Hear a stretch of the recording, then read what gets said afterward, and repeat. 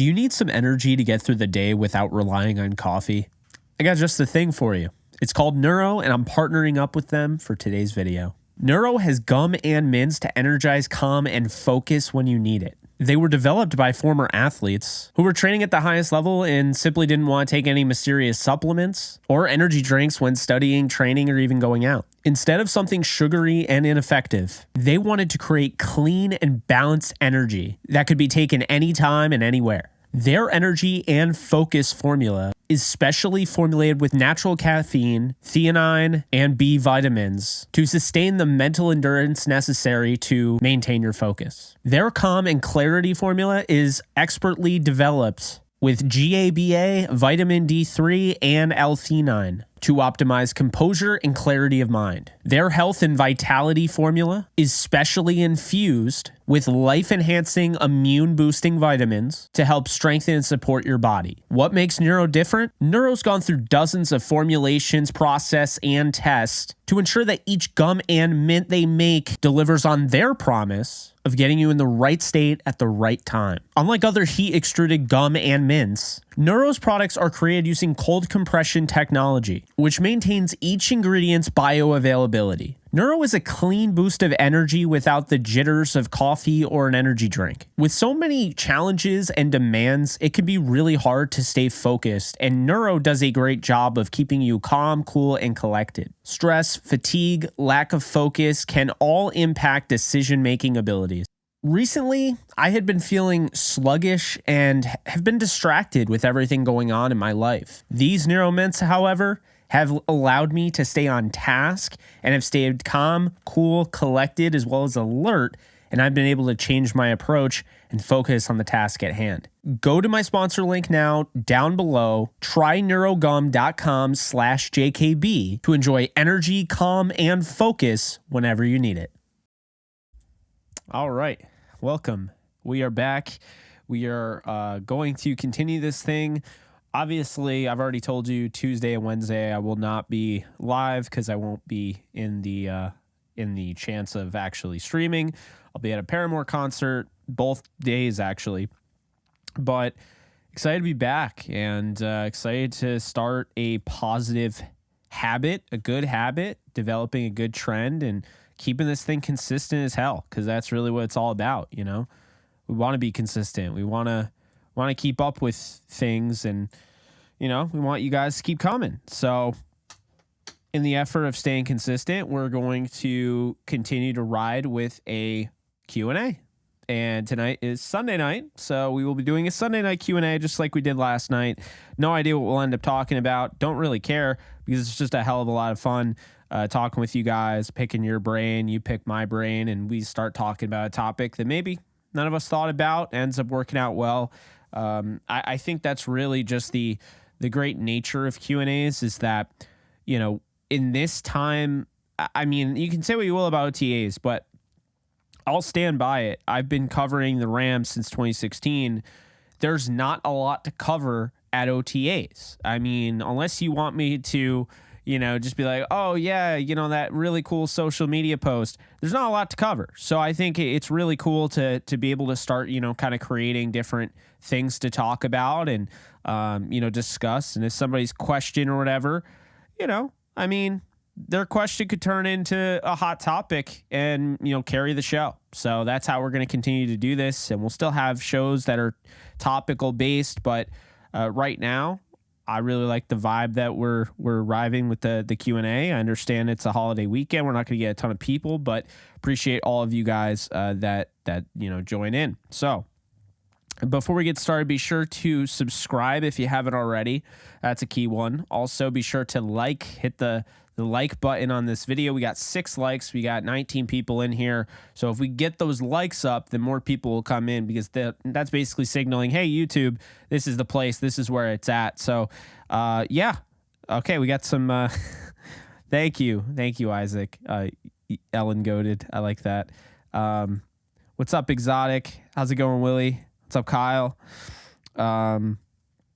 Let's see. Can't wait for NFL season to begin. Yeah, so I'm in that same boat, and I'm going to enjoy my summer, no doubt about it. I'm going to enjoy making content and whatnot. I'm going to enjoy going to concerts. I'm going to enjoy, just the warm weather, because I don't get it all year in New York. But I do miss the NFL. I miss it a lot, actually. So, yeah, I'm with you. Definitely miss it. Definitely looking forward to talking about it more and more and more. So, Jack, how's it going? What's up, Jordan? I like baseball, but yeah, I mean, it's not like football for me. So football needs to start already. Yeah, I think we're all in that agreement. I think it's going to be a fun year. It's definitely going to be fun covering the NFL as a whole. Having a show where it's just dedicated to the NFL. That's going to be a lot of fun. Really looking forward to that.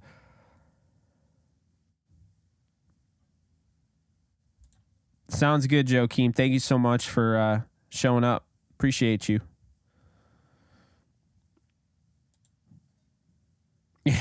So we don't have baseball and golf fans in here, I guess, based on the comments.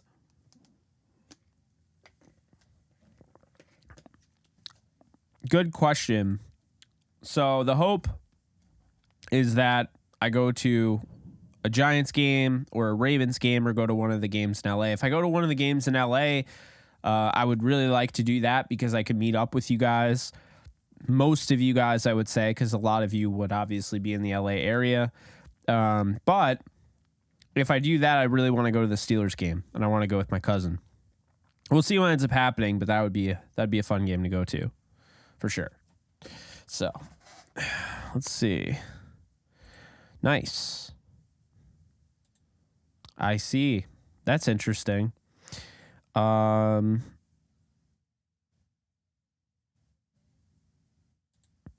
don't know what you mean by that. I'm sure it's a smart thing, and you're ahead of, but I don't know what that means. They could win that division. The Panthers could. The Falcons could. I mean, right now I feel like the Bucs are the least likely to win that division, which is kind of funny. Amazing what a year does. No, they really don't. Yeah, I was told Logan Bruss is looking good as well. That's cool. Yeah. I love Jalen Ramsey, and Dolphins will be a good team this year. It'd be fun to watch Tua in action too. If he stays healthy, I think that Dolphins offense, sky's the limit. I mean, I think it's going to look pretty solid this year. I mean, all in all, from left to right, is it a top 10 offensive line? Maybe not, but top 15? I'd say so. I'd say healthy top 15 would be good. Good question, Steve. And they really have. I would say I think this team's going to win 10, 11 games. That's what I think. I've watched teams that didn't have as much talent. I watched teams that had more talent with lesser coaching. I think at the end of the day, they have good enough coaching. They have good enough talent for the NFL, and they have ridiculously good coaching. And I think the coaching is definitely going to matter. It's not being talked about enough. It will matter. And so, yeah, that's kind of where I'm at on that. What's up, Chacho?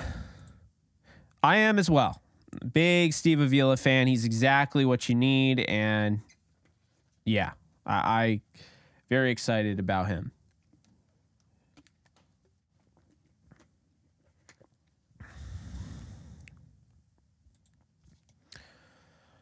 If the NFL were going to expand, I think St. Louis becomes the favorite, because there's a lot of talk about maybe the Chargers. If it doesn't work out in LA, they could go to St. Louis. So I'd say probably St. Louis. Oklahoma City could be in there. Sacramento could be in there. Canadian team is definitely possible. I mean, we have the Toronto Blue Jays and the Toronto Raptors. We could definitely get a Canadian football team in the NFL. I don't think that would be out of the question. I think it would be between St. Louis, like off the top of my head, obviously of San Antonio. So yeah, I would probably say St. Louis, Sacramento, San Antonio, Oklahoma State, and probably a Toronto or somebody like that.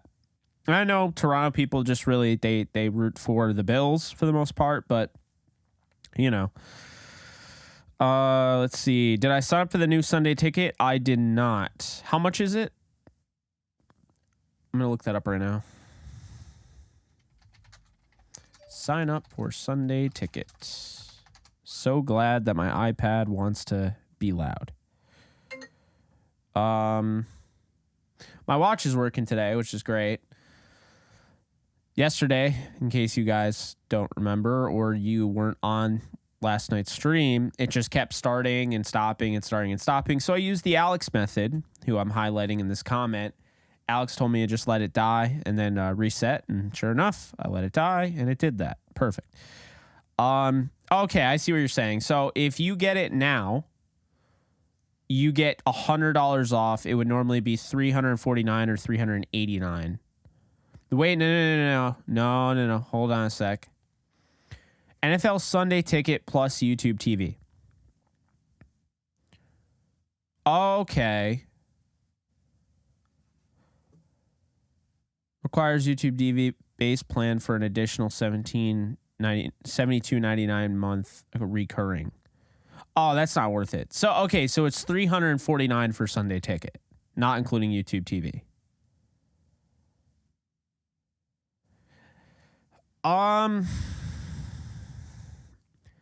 Yeah, I don't know.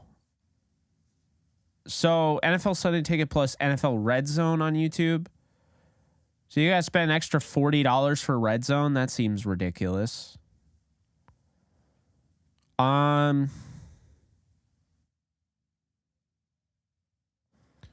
2-year contract required. Watch on your TV and supported devices.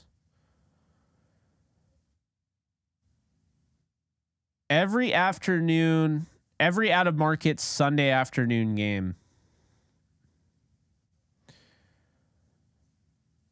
I don't know. I mean, I'm probably going to get it, but I don't know if I'll get it in time, so I'll probably end up paying the $400 or whatever.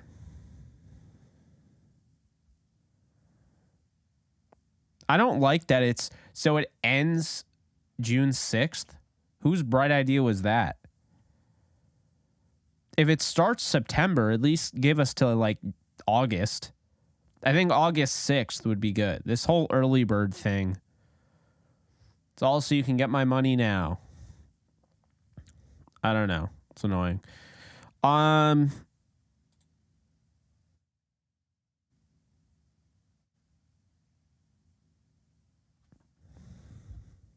If they end up top 5 out of the range of Williams in May, what position? They still might go after quarterback. Tennessee, the quarterback Milton, Joe Milton. I've been seeing a lot of him. I could see them going after him. I have no idea. I have not scouted him, evaluated him, anything like that. But it just seems like he's getting a lot of hype and seems like he could be the guy that moves all the way up. We'll see, though.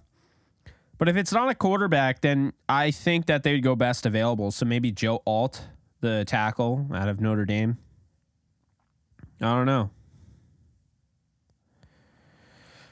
Yeah, Jedi Survivor was fun, William. I only played for an hour and a half on stream. I'm not really... I don't plan on playing video games much. Like, the only time I'll really play is... yeah, like when I'm streaming for the most part.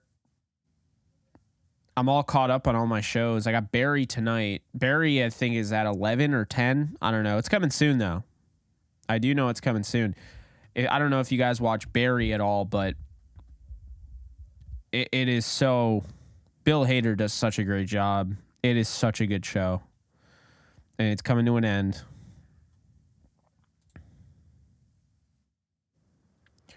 Top 5 stadiums in the NFL. You're putting me on the spot here. Okay, SoFi. I've never been to most of these, but SoFi, US Bank, which is the Minnesota stadium. So SoFi, US Bank, Allegiant, Jerry World, and then what the hell's the Texans one? I think those would be my 5. Yeah, I got to find out what the Texans one is called.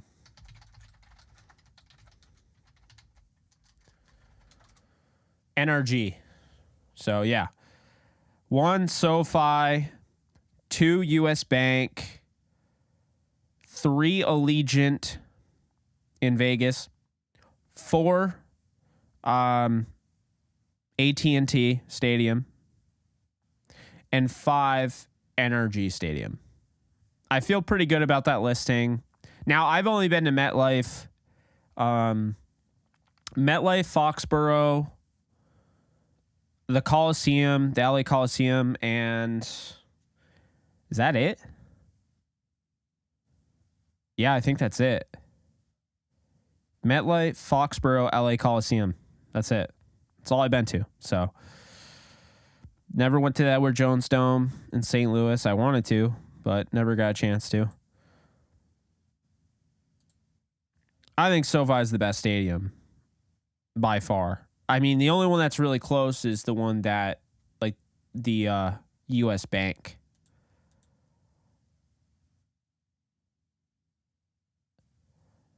I might be overrating NRG a little bit. Hold on. Best stadiums in the NFL. I got to see this. I might be overrating NRG. SoFi's number 1 for me.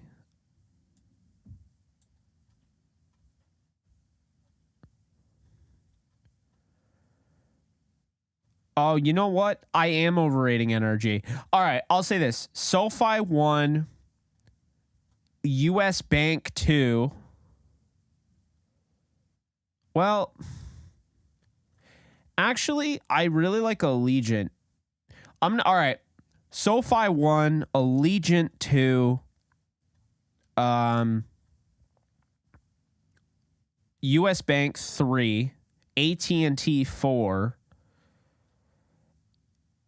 And I am probably going to go with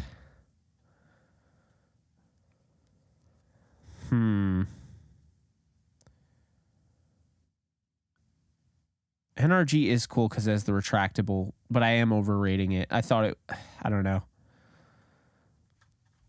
The stadiums are kind of bland in the NFL for the most part. They're very cookie cutter, but I like the state-of-the-art ones. So I might go with I'm going to go with Mercedes-Benz, the Falcons one, because they got the Oculus.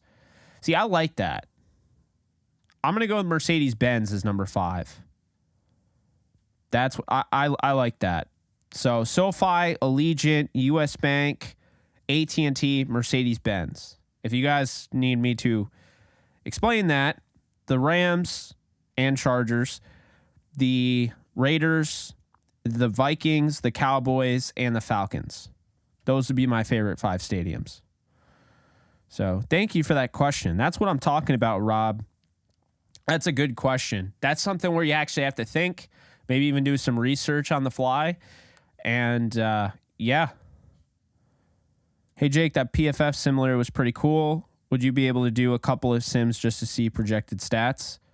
Right now? Yeah. Yeah, I could. Yeah, let me I'll find that email.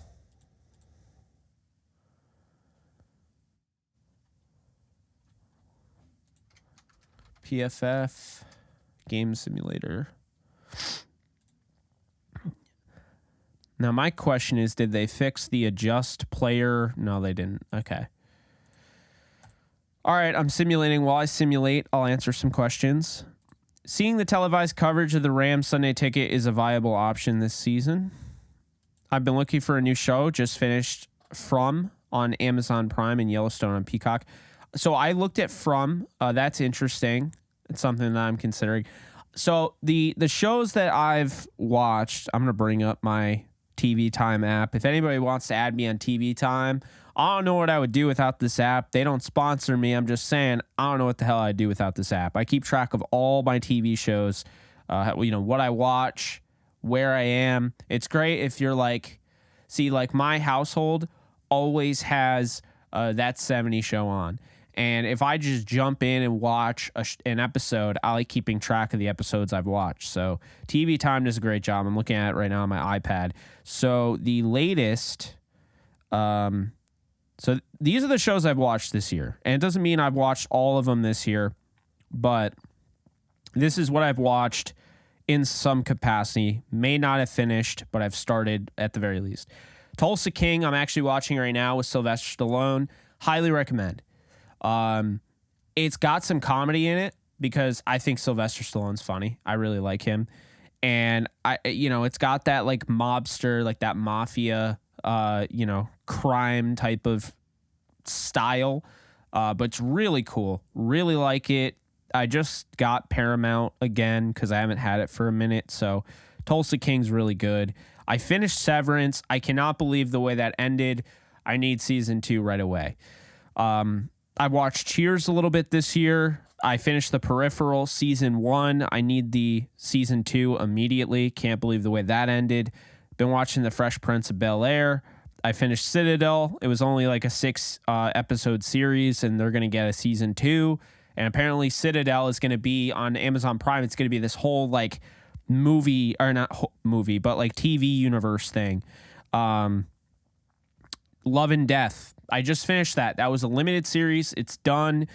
Just absolutely fantastic acting from Elizabeth Olsen, from Tom Pelphrey. I really enjoyed that. Highly recommend that if you haven't already. It's based on a true story. And I mean, it's still, I don't really love the glorifying of, criminals and whatnot. I feel like this is more than just that. So I really liked Love and Death.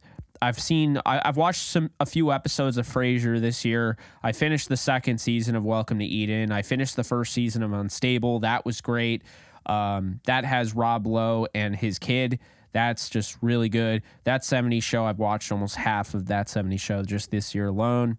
I've caught up on Barry. The final episode is tonight for season 4, and it's the end of the series.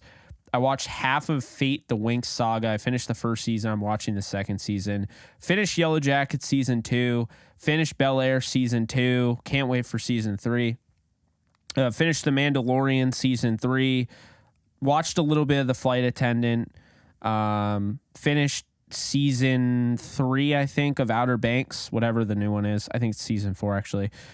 Finished the latest season of You. Can't believe they're extending that another season. Finished Poker Face on Peacock. Highly recommend. That was great. How I Met Your Father. I'm currently watching that. That had a mid-season break. Now that's playing again. Finished The Last of Us season 1. Finished Hunters. That's it. The final season there on Amazon Prime. I watched a little bit of Kaleidoscope, and I watched Pokemon. I think I finished the first 2 seasons of that because I'm trying. I watched it years ago, but I'd like to go back and catch up. And it's just something you could throw on at any given time, so that's all really cool. All right, now to catch up on these. I do want to watch Yellowstone at some point, to be fair. So I am not. Locally broadcast Fox, CBS, and Sunday night games on NBC. Select digital games. No Monday Night Football games. Probably no Thursday games on Amazon. Has the rights, I guess. Hey, Jake, what do you think of this? Aaron Donald's last interview with I Am Athlete said he wants a ring. Then he is okay with rookies coming aboard. I think 2024 they go all in for Donald. I could see that. But I don't think they'll go all in the way they have been. I think they might make a couple moves, but I don't think they're going to go crazy. So, but I mean, you could be right. Wildman Samurai, thank you so much for the 5. What are your thoughts about Hunter Long? Do you think he could start? He's definitely not going to start over Higbee, who I think is a top 10 tight end in the NFL. But I think Hunter Long is somebody that we're going to see a lot of in preseason, and we'll see if he can carve himself out a role. Right now, he's number 3 in my opinion, behind Bryson Hopkins. I think he's 3rd on the depth chart, but we'll see. Oh, you met Edwin Estrada. Okay, that's all right. So Alex had 1 SoFi, 2 US Bank, 3 Mercedes-Benz, Jerry World, and Lucas Oil. Lucas Oil is such a good stadium and has the retractable roof, so that would be my honorable mention. That's what I'll say there. How well can the Rams take advantage of the 49ers quarterback situation in their first 2 matchups? Well, their first matchup, they might be able to because it's week 2. But their second, week 18, the 49ers are going to be pretty sure of who they're going to start at that point. So maybe week 2 they can steal one, but I still think the 49ers win both games. Sean J, thank you so much for the one. Really appreciate you, my guy. College stadiums? Oh God, I don't know any college stadiums. No. I mean, if we're talking basketball, college arenas, I would say I've actually been to Allen Fieldhouse. I know I have the Kansas Jayhawk logo in the back, but I don't care. It's not wrong. Allen Fieldhouse set records for decibels and in the building and everything. So in my opinion, it is the best arena. So you got Allen Fieldhouse, then you have Rupp Arena, then you have the Assembly Hall at Indiana. So you have Kentucky, Indiana, Cameron Indoor, which is Duke, and then you got the Carrier Dome that Syracuse plays at, which is also a really good one. That's all I really know off the top of my head, but that's a decent amount. Good evening, Jake. Looking good, man. I'm excited about this Ram season. I got to check out Barry Binge, watch it. Winkler was on Rich Eisen show this week. Henry is a huge KC fan. Well, RV, thank you so much. Appreciate that. Good evening to you. And man, the Barry episode tonight is going to be crazy because I don't know if I predicted it, but it sure looks like I predicted everything is just going to kind of come together for the last episode, which is really cool. You'll know what I mean when you watch it. P-Train, thanks so much for tuning in. I hope everything is okay since you're messaging me from the ER. I'm glad that I'm giving you JE Live, though. But I hope everything is all right with you and your folks and family and friends and whoever could be the reason you're at the ER. I hope everything is okay.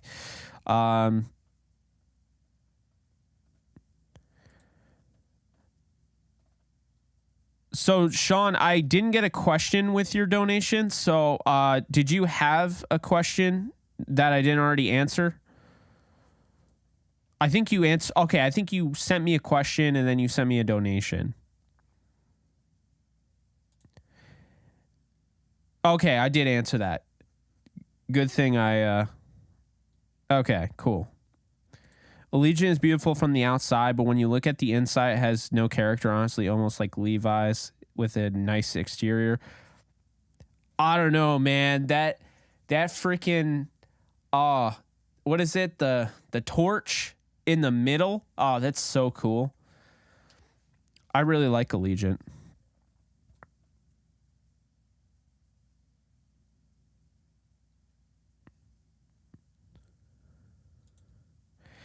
I did not. I've seen Hunters, but I have not seen Hunter.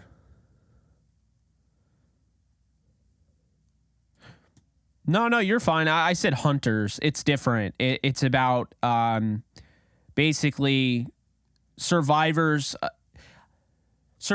of the Holocaust and also Jewish relatives hunting down the Nazis that got away with everything, that are still alive, that are hiding in plain sight. It is a fantastic show. It's very powerful. Warnings are definitely in order because it is not for the faint of heart. We'll say that. There's some brutal scenes, but it's meant to drive home the point. I think the Rams have a chance to win it all in 2024. I always thought that Stafford will win 2 Super Bowls like Eli Manning. I think that makes sense.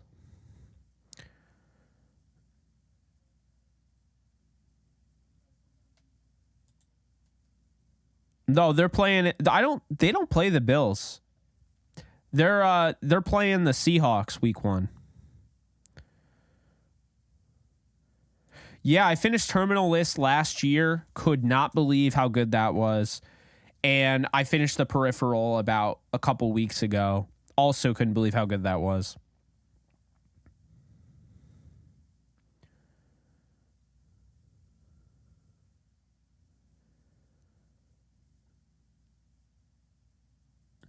Or maybe it's Trey Lance. We'll see.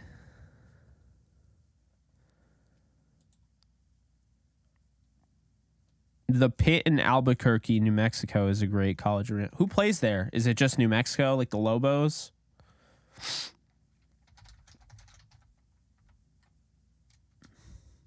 It is.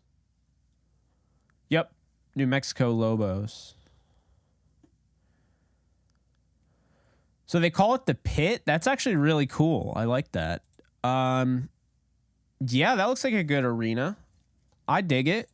It's cool.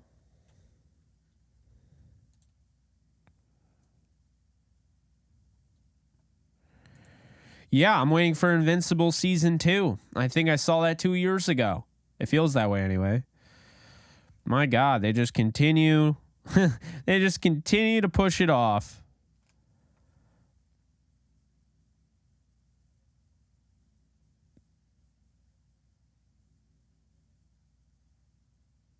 Well, I hope you're okay. Good to know I answered it, Sean.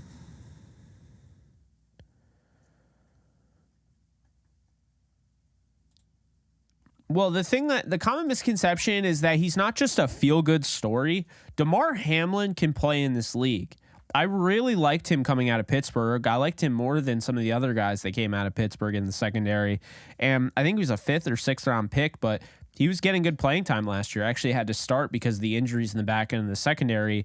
Micah Hyde got hurt. Poyer was dealing with injuries. So, he actually had to play. And I think as long as he's cleared, I mean, he can play in this league. He's a good player.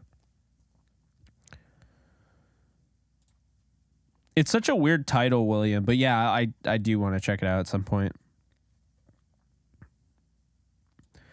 Next to AD, I think you're looking at Kobe Turner, and probably in the interior, the nose tackle is probably going to be Bobby Brown III. I do too. I don't see it.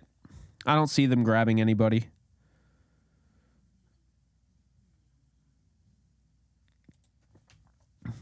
Each team, breakout candidates from each team. All right, let's how about I'll give you one from each team. Ready?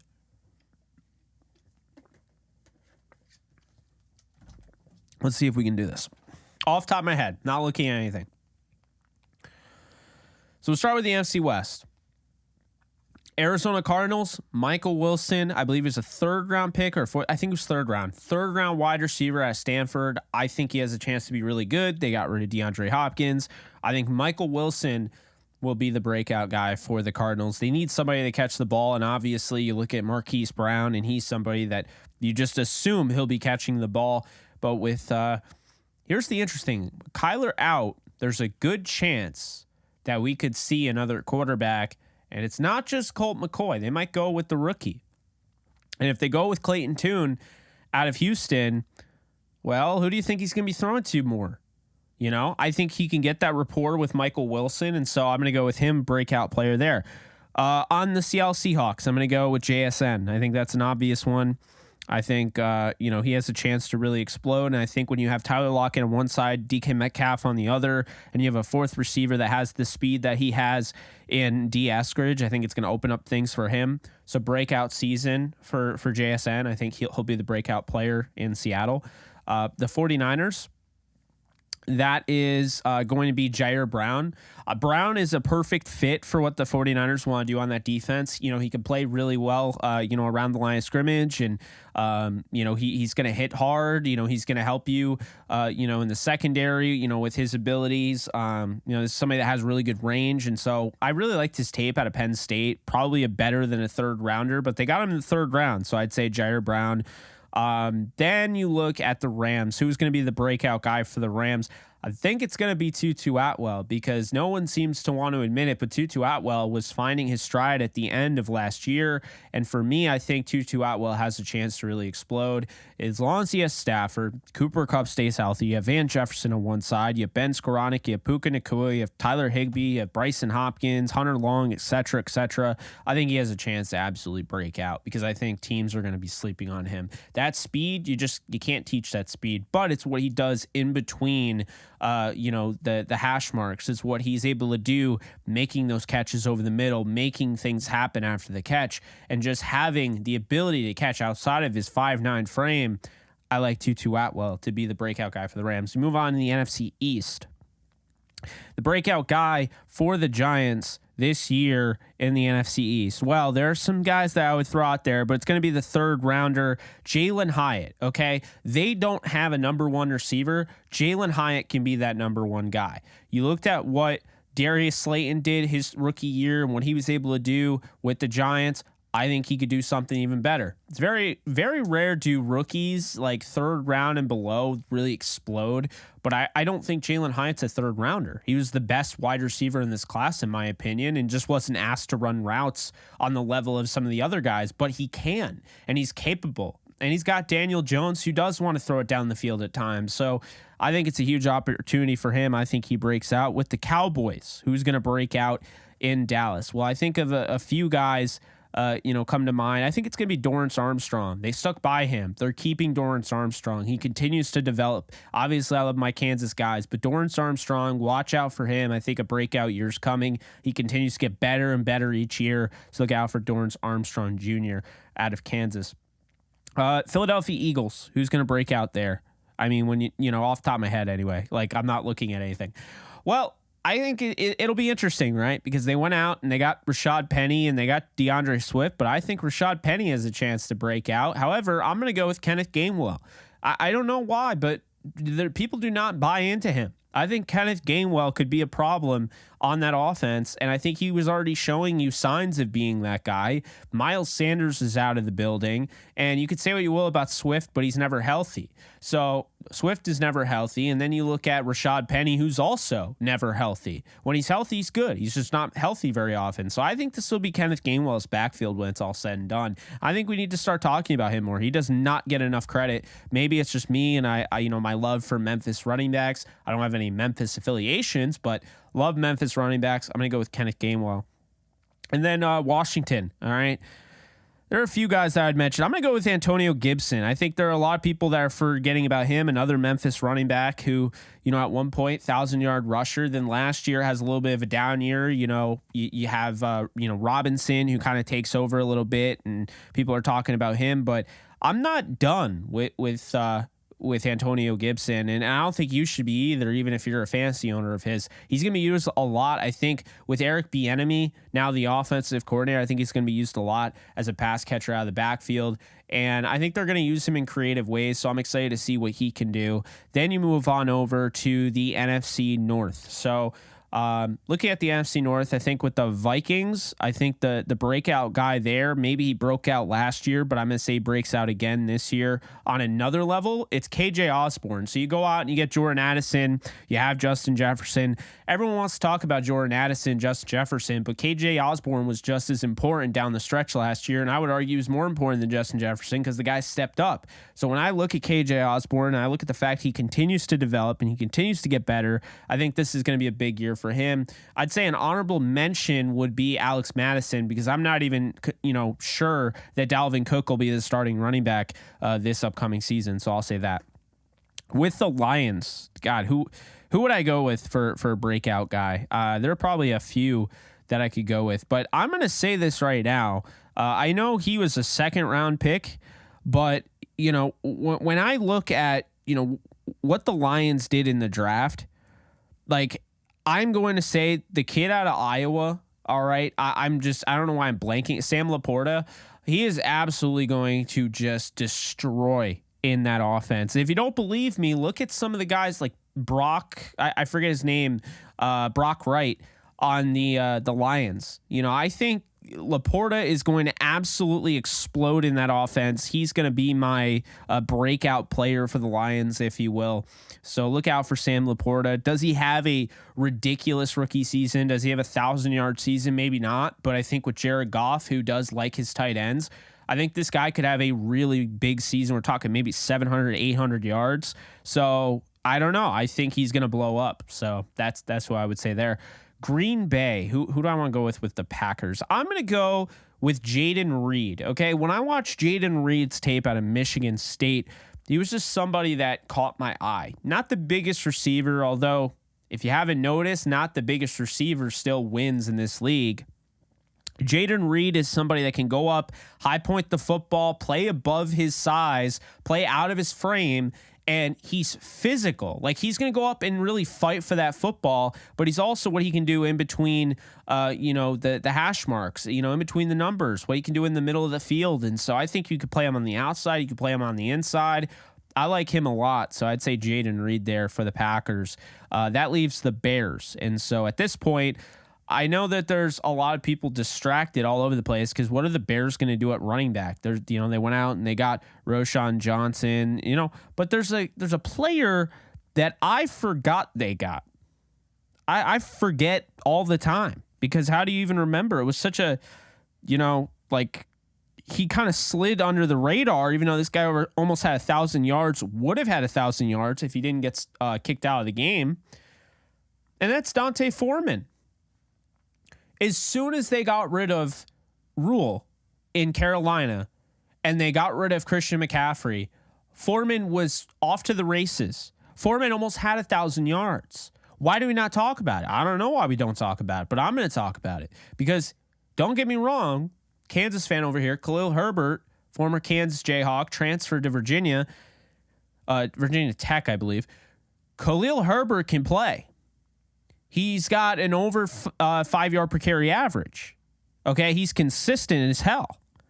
And Roschon Johnson is somebody that could be a really big problem in this league. Could end up being the franchise running back in Chicago. But D'Onta Foreman almost had 1,000 yards last year. He's gotten better and better every year since the COVID season when he had time to kind of recover from the neck injury. He's had a lot of injuries. If he stays healthy, he's really going to be good. So I'll say him. So that leaves the last division in the NFC. Off the top of my head, not looking at any material or anything like that. So we got the Tampa Bay Buccaneers. Who's going to break out there?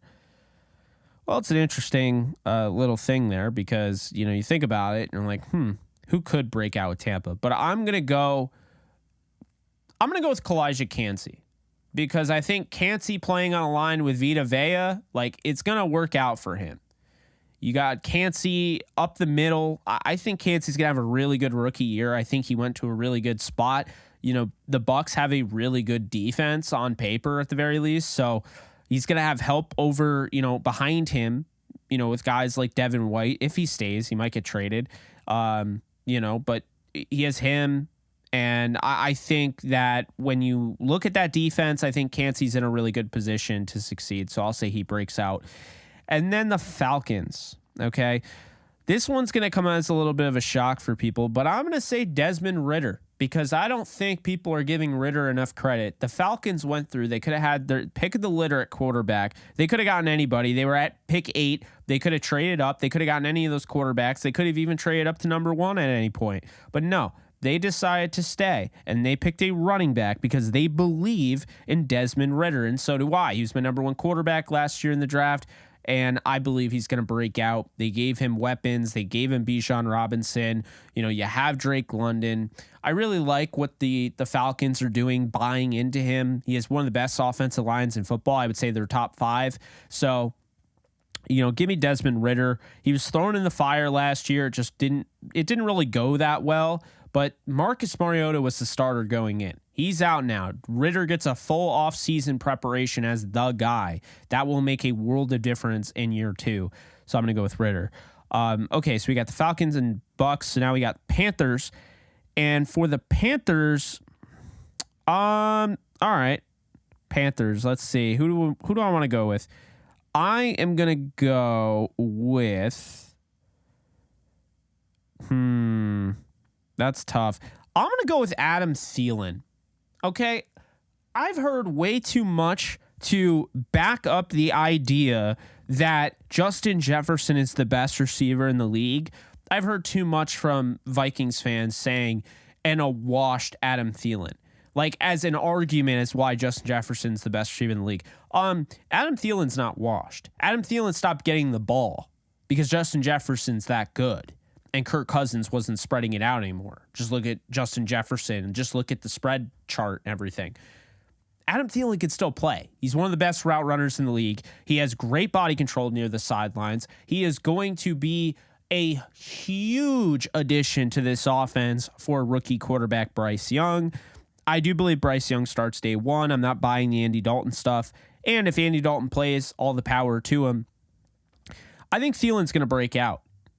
Moore's out. I think Thielen's going to break out. I think Chark could as well. But I'm going to say Thielen because I don't think a lot of people are even thinking about him right now. He's out of sight, out of mind. Just wait. The veteran guy, you lean on the veteran when you're the rookie quarterback. I think he's going to lean on him. Safety net, great hands. Give me Adam Thielen for the breakout player in Carolina. All right, now we move on to, let's see, the Saints. Who's going to be the breakout player in New Orleans? Let me think about that for a sec.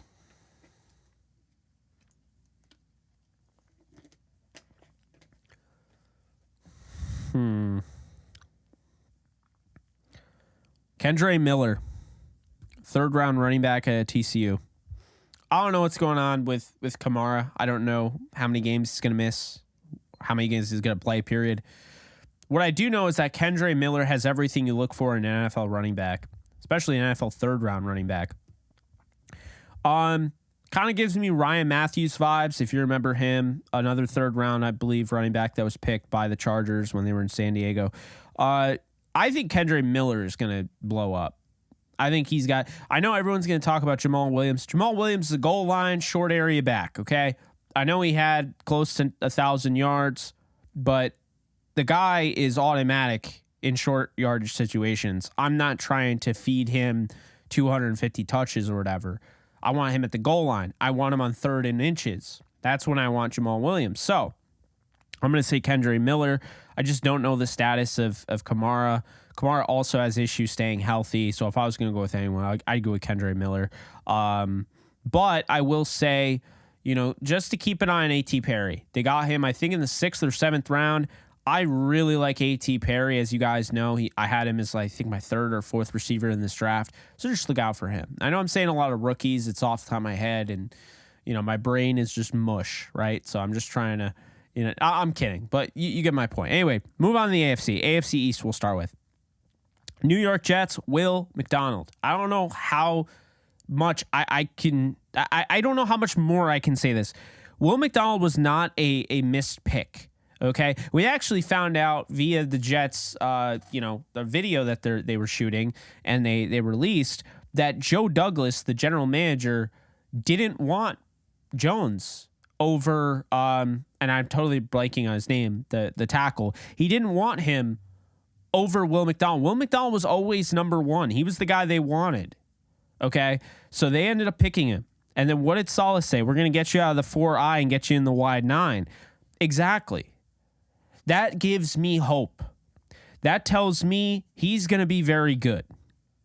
And so I think if you're looking for a breakout player coming out of the Jets, it's going to be Will McDonald. No doubt about it. He's going to start day one. I don't worry about anything. He's just going to work out. He played out of position at 238 pounds. He was asked to take on double teams. He's built. He's tough. He's ready for this. Boom. Breakout player on the Dolphins. This is an easy one, or at least it should be. It's Devon Achane. That, in my opinion, that running back room is a bunch of solid number 2 guys. Achane is going to give them the juice that they need that number 1 guy. I think Achane can be that number 1 guy. He was a top 5 running back in this draft, in my opinion. I think Achane is a perfect fit for the Dolphins, so I'm going to say he breaks out. And then looking at the Bills, it's Kincaid. I mean, how would it not be Dalton Kincaid? When you look at that offense, Gabe Davis can help you over the top. He averages like 18 yards per reception. You got Diggs who does everything. So they go out and they got some other guys as well.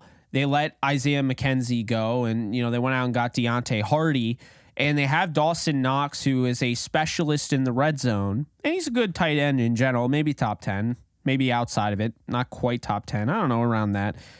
But then you add in Dalton Kincaid, who's like a big slot, big tight end, or a big wide receiver, undersized tight end, needs to work as a protector. in pass pro and needs to work, as a run blocker. He's not a great blocker. I don't care. The guy can catch, right? When you're the Bills, you got him for this reason. So I think he's going to break out. Could have him and Laporta, pushing 800 yards this year, maybe even 1,000. Who knows? But I think both of those guys are going to be great and break out. With the New England Patriots, this is another one. I'll have to take a drink of this. Normally, I would probably just go with Gonzalez, but one sec. I am going to go with Marte Mapu. If Marte Mapu isn't a Pro Bowler this year, I'll be shocked. He's exactly the guy, safety linebacker hybrid, that the Patriots would ooh and ah over. They went out and got him.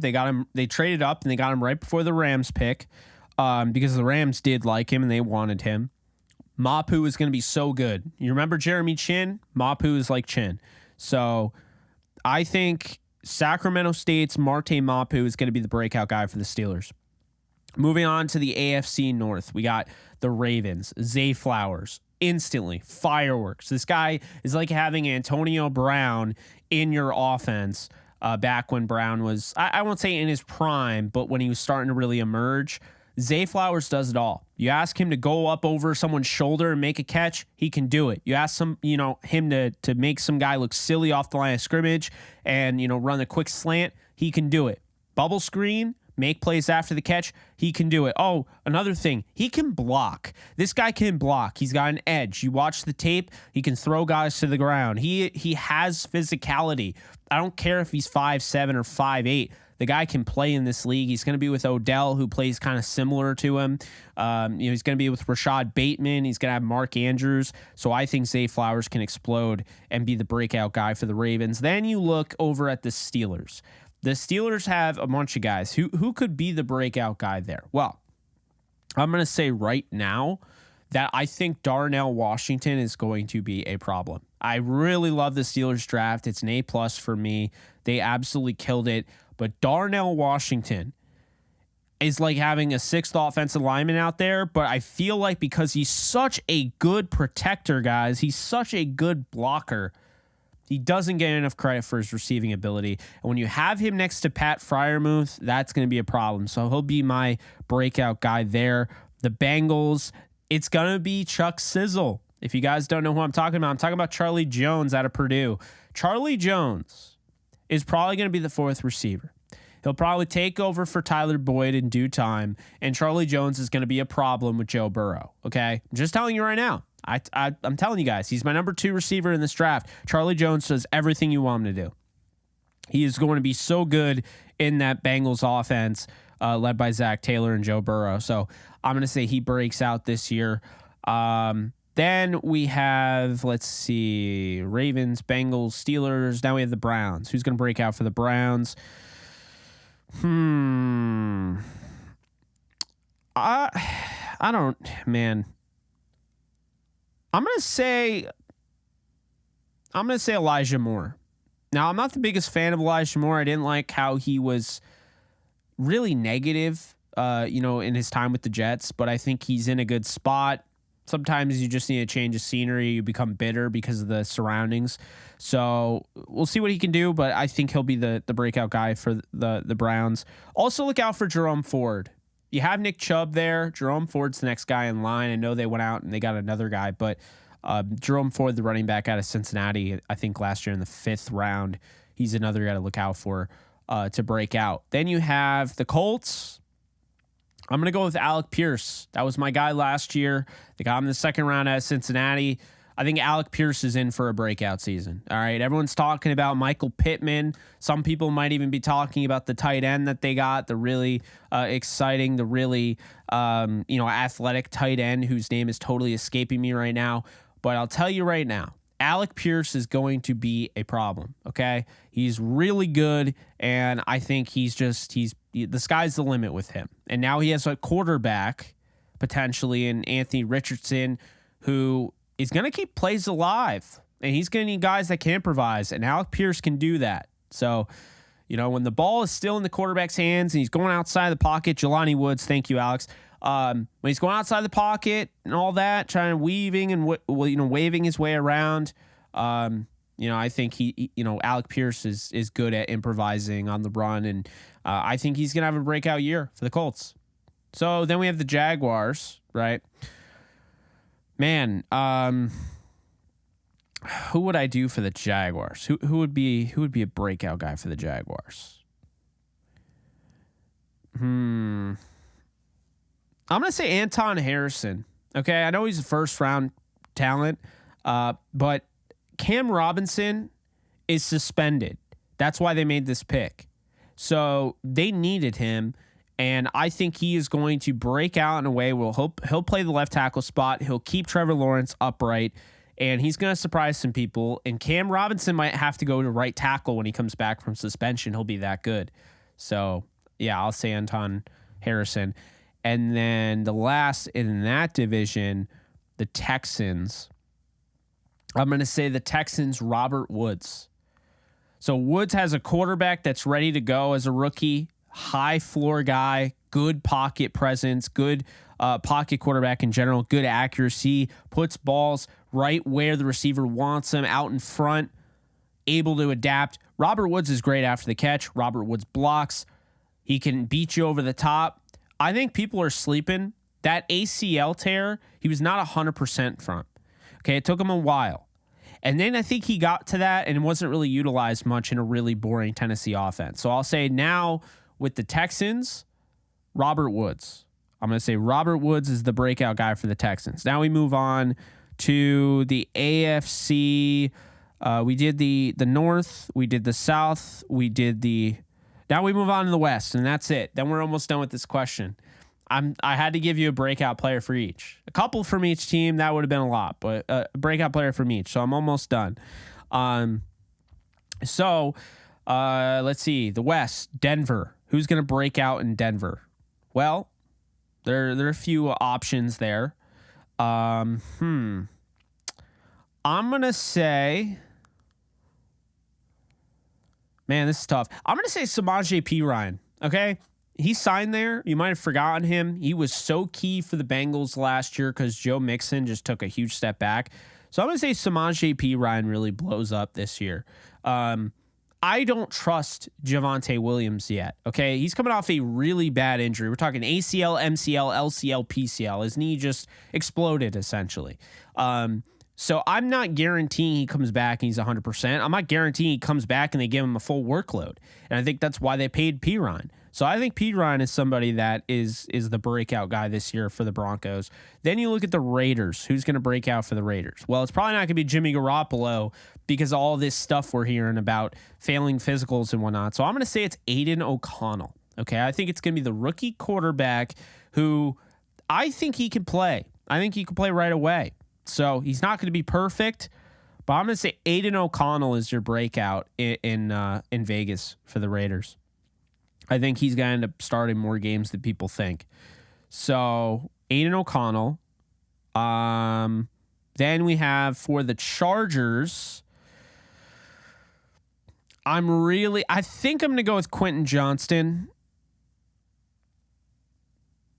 Yeah, I'm going to go with Quentin Johnston, the rookie first-round wide receiver. Mike Williams, injury concerns. Keenan Allen, injury concerns. I would have loved Zay Flowers, but I get you can't draft Zay Flowers if you still need that size because you're concerned about not having that size when those guys are hurt. So Quentin Johnston is who I'll say at TCU. And by all accounts, he looks good. It's OTAs, but we'll see what ends up happening. So last but not least, we have the Super Bowl champion. I did that perfectly. We have the Super Bowl champion Kansas City Chiefs. And the breakout guy, I think he's being a little overshadowed because, well, there's a lot of stuff going on. You know, they go out and they get Rashee Rice, and they had a pretty good draft. I mean, I thought it could have been better. But no, I'll say this right now, okay? I think when you look at their team as a whole, you know, everyone's going to be quick to talk about Rashee Rice. And he could absolutely break out. I'm not saying he won't. And you look at Isaiah Pacheco, and you look at Marquez Valdes-Scantling. For whatever reason, they're paying him $11 million. I would never in a million years because I don't think he offers enough, but they're doing it. So you look at all those guys, Travis Kelce, etc. But the breakout guy for me that I believe is going to break out for the Chiefs, I'm not buying into what they've done at left tackle. Donovan Smith, I don't think can stay healthy. He's getting older. So I'm going to say Wanya Morris. I'm going to say Wanya Morris out of Oklahoma takes over eventually at left tackle. And I'm going to say this because wherever they're doing with the offensive lineman, it's working. You look at Creed Humphrey, you look at Trey Smith, they've done it. I think they're going to do it again. Wanya Morris. Book it. So those are your breakouts.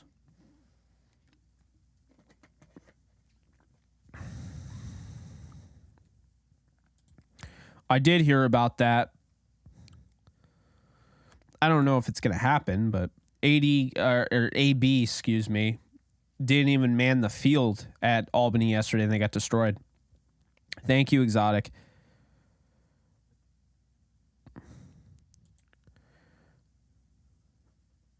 Yeah, Jimmy G. If he fails another physical, this is something to monitor, guys. If Jimmy Garoppolo fails another physical with the Raiders are out of this deal without any money owed.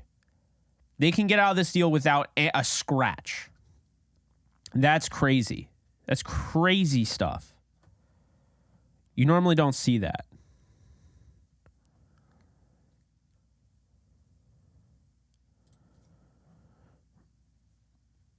Four rookies to keep an eye on: Steve Avila, Puka Nacua, Davis Allen, Zach Evans on defense. Rooks, Byron Young, Travius Hodges-Tomlinson, Quentin Lake.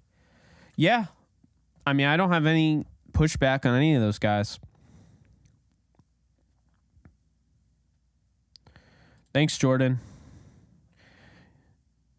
Yeah, I think Quentin Lake, well, because now it seems like everyone's just like, yeah, Russ East is going to take over. But I wouldn't be surprised if Quentin Lake ends up getting that job next to Jordan Fuller. Love McClendon. You know, it'd be nice if they could put McClendon in at guard at some point. You know, and like teach him guard and he could play guard. And then, you know, over time, maybe he takes over for Havenstein at right tackle.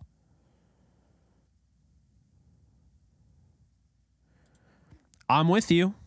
It's going to be so much better in preseason having a quarterback that, you know, you spent a 4th round pick on. So like there's really belief in him.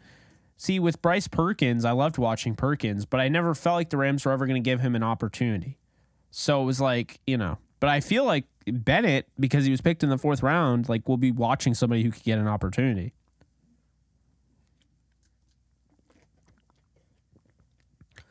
If I'm not mistaken, didn't Bryce Perkins sign with the Giants? No, he's a free agent. He had a workout with the Giants. Giants rookie minicamp.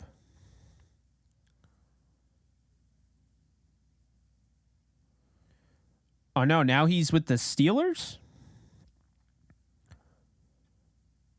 So he's at the Steelers rookie minicamp.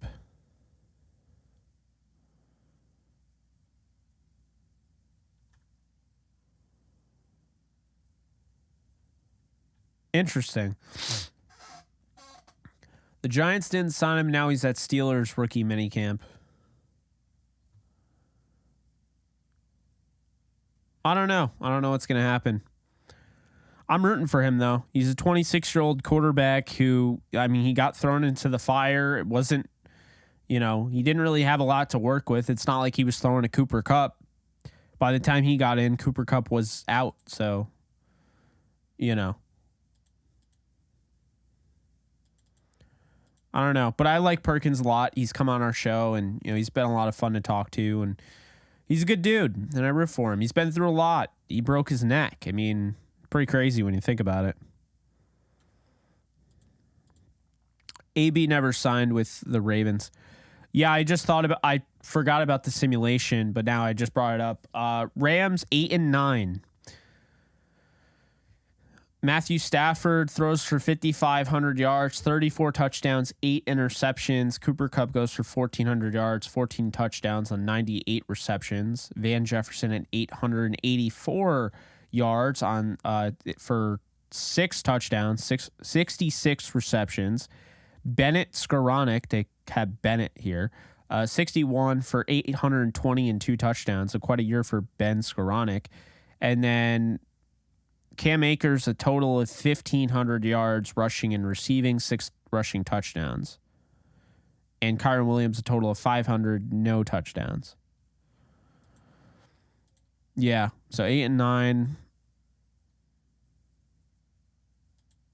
I can simulate another season. We'll see what ends up happening.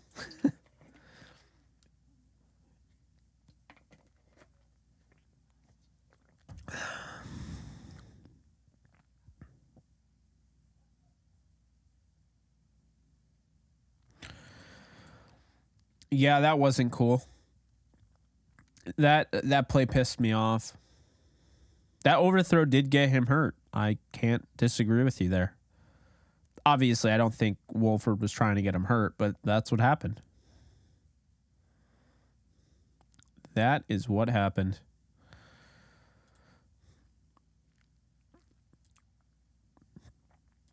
So to keep the live streams relatively relevant, if you will, after we're done with live streams, what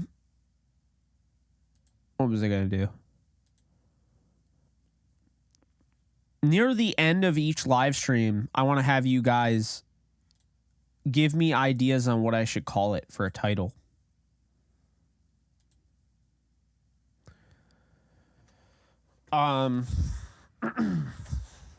So for tonight, what should I call this live stream? This Q&A.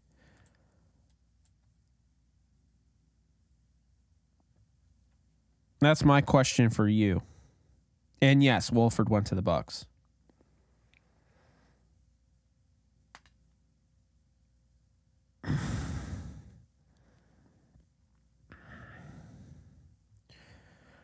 I think yesterday's live stream, I don't even know what to call it.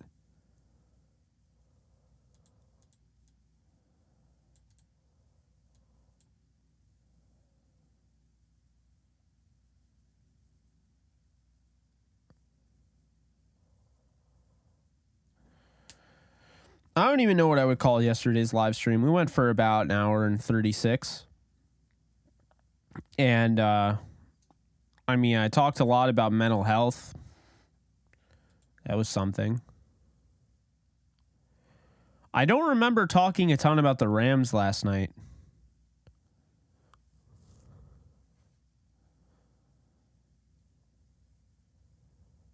A good time.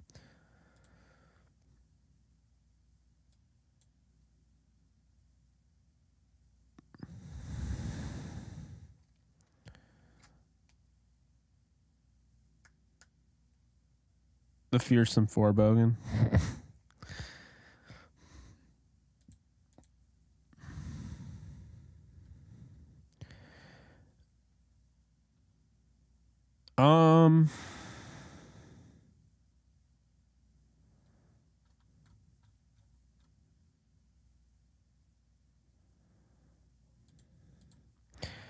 I don't make too much out of it.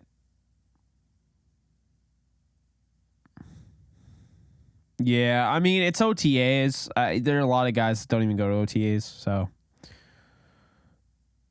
it's not mandatory.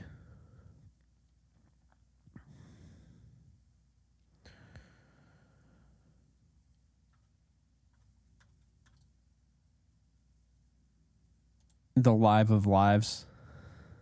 You guys are bad at this. Yeah, I think tonight I would probably call it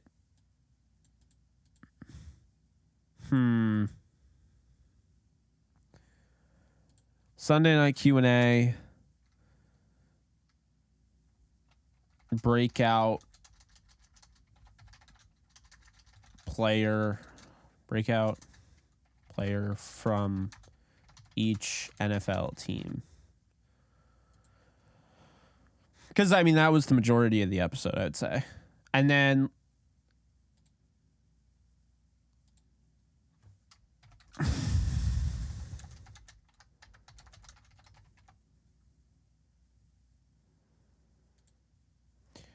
I think I'm going to call last night's episode It's Okay Not to Be Okay. Because that's how I felt. It just felt very... felt very real, you know? Like last night's episode, when we were doing the Q&A, it was a lot of personal questions, and it was more real, you know? It was like down to earth. We didn't really talk much football. Or anything for that matter. We just really talked about... I mean, I remember... Someone brought up something political. I gave my thoughts on consumerism. But no, it was just like, it was chill, you know? Is what it is episode.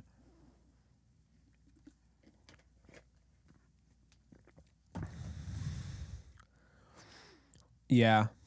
Maybe go with the all caps. No, not all caps. Yeah, I'm thinking keep the Q&A in the title, the colon, and then have like a quote, and then whatever that bar, and then JE Live. And you guys are probably like, I don't know what the hell you're talking about, bro.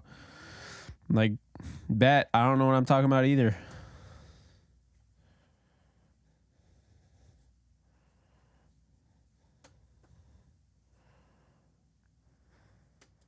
I will tell you that I can see with my analytics that I lost like 8 subscribers because of my gaming stream. So people watched it after the fact and literally unsubscribed. Bro, why? Are you guys bored?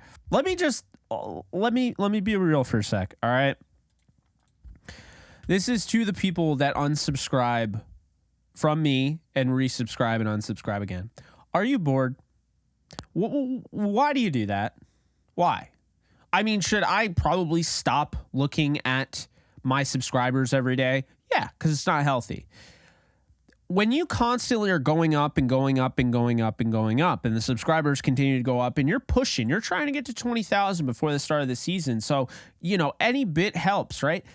I'm at 18,423. Okay. My subscribers, when I wasn't putting out content, not like wasn't putting out, but I wasn't putting out live streams, and I was asked to do live streams. It's why I'm doing more live streams. It's because I got multiple requests from you guys like, hey, can you please start doing live streams again? I miss it. I need it. I'm like, yes, absolutely. Let's do it. Let's figure this out. I had 18,470 subscribers at the beginning of this week. And when I started putting out live streams like the people wanted, it's now down to 18,423. So I've almost lost 50 subscribers in a week. And it's like, I don't understand. And like, I can see the analytics. I'm just like, bro, I get it. If you don't like the gaming stuff, I get it. You know what the gaming stuff is for? It's not for me. It's for the extras. It's not for the Rams fans on here. It's not for the football fans on here. It's for the JE fans in here. If you are a fan of me, that's what it's for. Am I a gaming channel? Absolutely not. Because if I was a gaming channel, then I'd be playing games all the time, and it'd be about my personality in the games. This is not a gaming channel. It is an addition. It's an expansion onto what I bring. And I know people like it. I mean, let's look. I like research, right? Let's look at some of my gaming channels. Let's look at some of my, my best gaming numbers, if you will.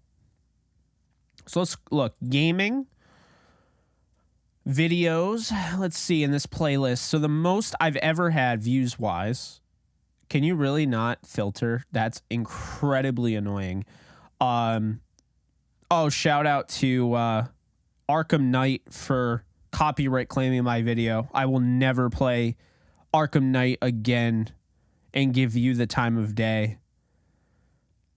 Thank you for letting me know that. And yeah, anybody who copyright claims me, like, yeah, screw that. Oh, I get copyright claimed on Become Human. Detroit Become Human. By the way, I don't even care. Those live streams were complete fire. Do you guys remember the live streams when we started playing Detroit Become Human? Bro, it was like a movie. That was so much fun. We had people in here. Bro, loved it. People are interacting like, what is this? This is cool.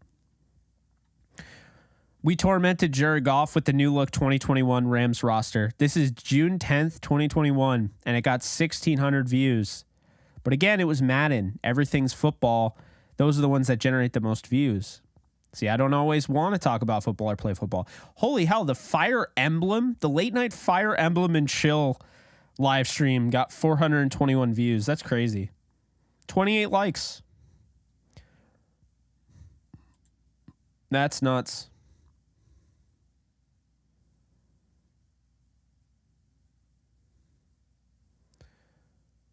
I don't know why this is in my... Let's see. We took down the Chiefs with Matthew Stafford's Rams. I got 1,000 views. The Resident Evil ones were fire. But I guess they didn't get as... But there were more live people, I think.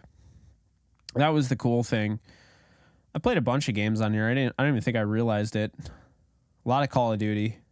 Madden. I won't be playing Madden. I don't like Madden. I just don't. I don't like where we're at on it.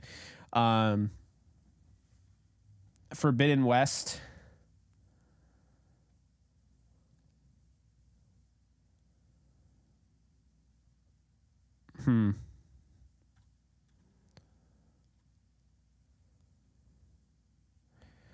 That's weird. I didn't know I made it unlisted. I mean, I'll list it. I don't care if I list it. It's not a problem listing it.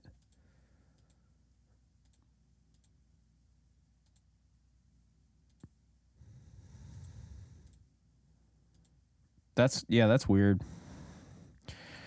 We really do. That game was just awesome.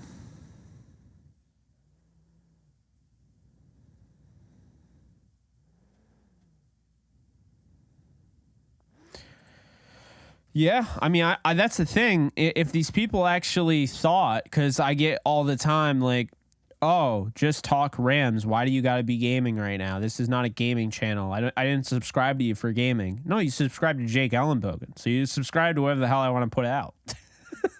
I mean, I'm just being honest. So, yeah, I mean, exactly. Rams talk off the cuff. So, like, what I normally do, if most of these people actually gave it a shot, instead of just looking like, I'm not going to be interested in that, which is fine. You're not interested, fine, whatever. But if you go into my gaming streams, guess what? We talk Rams. We talk football.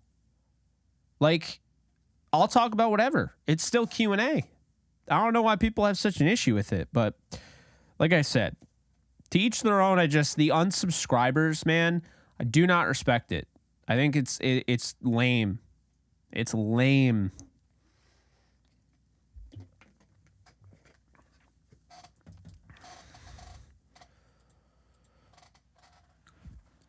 Bro, I actually forgot we did the fantasy draft. That's crazy. Exactly. And how can you not like kickback streams? You know? Not football related, but how do you spot a fake friend? Because I might have some, but don't know how to identify them. That's a great question. It's another real question. Appreciate you, Rob. All right. Here are the rules for spotting a fake friend. You ready for that? Number 1. If you find you are doing something that's out of your character when you're around said friend to try to fit in, this person's probably not a real friend. And you're probably overvaluing and overrating them as a person. The number 2 thing, okay? If when you talk, so be smart. Listen Listen to them when they speak, and then when you talk, watch carefully what they do. Because if you're intent and you show, that you're interested, so they're speaking, hey, this is my day, right? They're going through, they're telling a story, and you're like, oh, yeah, you're really interested. You're nodding your head. You're showing eye contact. You're not looking at your phone. You're showing eye contact. You're showing that you care. And then when they ask you about your day, they're not asking you, well, I'm not saying everybody, but a fake friend would ask you about your day and then be like, yep, and just look at their phone or whatever. And that's a big thing right there, because sometimes the little things matter. That might be considered a little thing to people, but that is a red flag. If you're all into it and you give them the time of day to your friend, right? You're listening. They're talking up a storm. You're listening to everything. You're giving them eye contact. You're being assertive and you're being polite. And then they ask you, and then they're not giving you the same thing back. They're not giving you, the body language is off. They don't care. Then yeah, that's definitely another way to spot a fake friend. What I found was a key thing for me is the lack thereof in belief in you. If you have a friend that doesn't believe in you, that's not them being a good friend. Because even if you're doing something outlandish, their lack of belief in you is showing you how they actually feel. It's not that they, because they might say one thing like, no, I don't want you to waste your time. I don't need you to tell me if I'm wasting my time or not. If I decide to do this outlandish thing, I'm going to do it. I just want your support if you're my friend. But if you're not a real friend, then you're not going to give me that support, and you're going to basically just tell me that you don't believe that I can do it. Now, I actually had this happen. A good example of this is when I remember I said that I was going to start putting out YouTube videos and maybe even quit my job and just start, pushing this. And I had a few friends that I no longer hang out with or talk to that I already knew were talking behind my back. And by the way, if you catch wind of that, just cut that off right then and there. If you're going to talk behind my back and then you're going to, act differently to my face, two faces is the ultimate red flag. So that's one thing. But yeah, no, it happened to me is, I was basically just letting everyone know, like, hey, I'm going to do this. I'm going to do this. I had this plan. And they kind of stared at me and they're like, really? Like, do you really think people are going to care? And I was like, yeah, I do. And so, that's another thing. You can tell. You really can. It's sad how you can tell if somebody is being, disingenuous is how I would say. You can tell when somebody's being disingenuous. You can tell if somebody's talking behind your back. They act differently to you when they're talking behind your back. Because guess what? Not everybody is an award-winning actor. So unless they're an award-winning actor, you're going to probably pick up on it. Just look for the signs. Another small thing here that I would say, Rob. If they never text you, if they never call you, if they never drop a comment on your Facebook, Twitter, Instagram, whatever, if they don't act like you exist until you reach out to them, they're a fake friend. Friendship is a two-way street, okay? It goes both ways. I'm not going to waste my time putting any effort into a friendship that's one-sided. I'm a busy dude. People need to, people understand that. People that I hang out with, they understand, oh, yeah, I get pushed to go out and, do some stuff and, oh, go to the bar, do this. They understand, when I say, no means no, I got content to make, I got work to do, they get that, okay? But that's not even an issue. It's the people that, one, don't respect it, and two, it's the people that never reach out. The people that never reach out are the ones that are just straight up red flags. So if you talk shit behind my back and then you don't even reach out to hang out, there's not really any redeeming factor to staying friends with you. So to make a long story short, that's my thought process on that. So just, be cautious. If you get the vibe that something's off, then it probably is. So,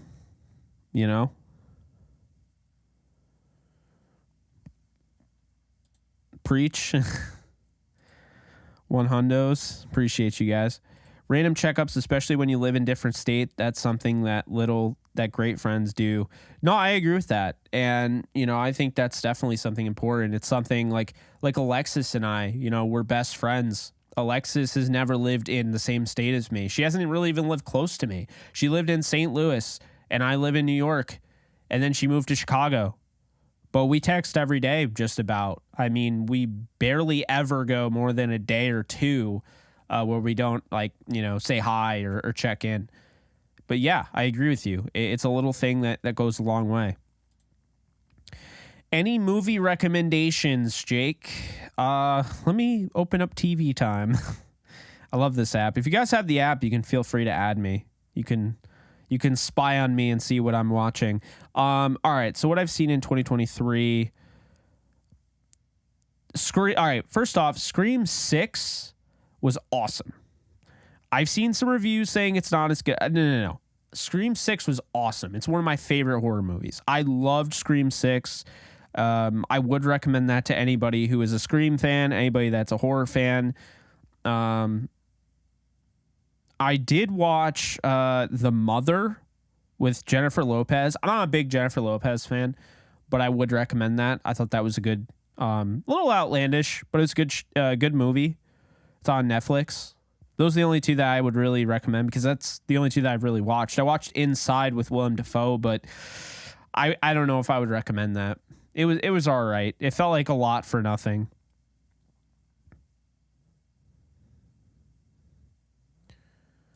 Damn it, Alex. I'm going to see Spider-Man Across the Spider-Verse. My friend Jillian, actually, she bought me a ticket. She wanted me to go. So, yeah, I'm seeing Paramore next week, and I'm going to see Across the Spider-Verse.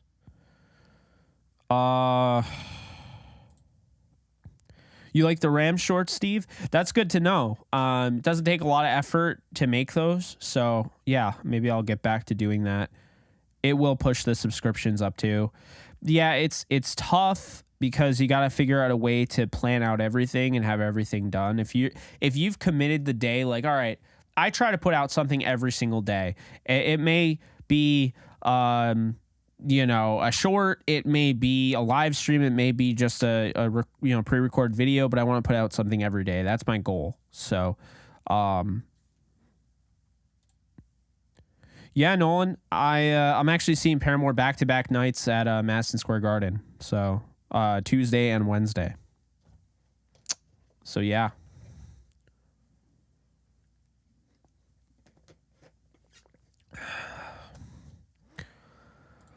What's up, HD?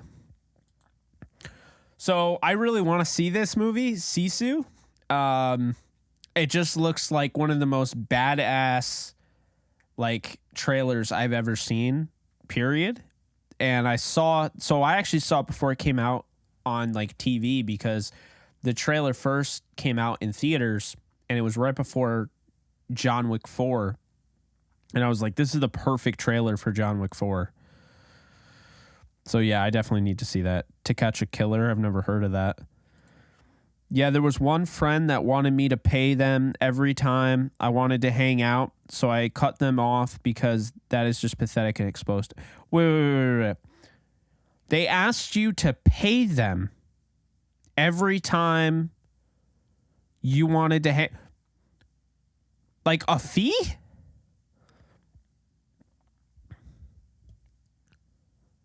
Are you, Rob? Tell me you're not talking about a fee. Did they just need money? I what? I've never even heard that. That's insane. And I hope you didn't give him a dime.